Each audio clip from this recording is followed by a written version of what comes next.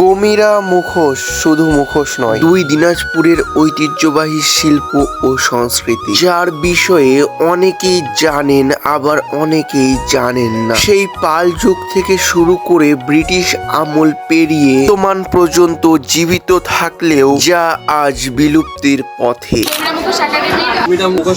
দিনাজপুরের মুখা শিল্প, দক্ষিণ দিনাজপুর, উত্তর দিনাজপুরের ঐতিহ্যবাহী লোক সংস্কৃতি গমিরা।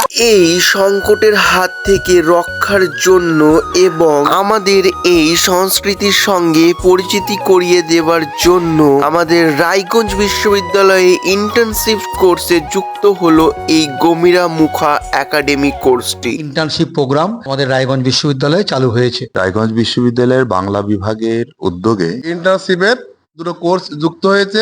অসংখ্য ধন্যবাদ জানাই রায়গঞ্জ বিশ্ববিদ্যালয়কে।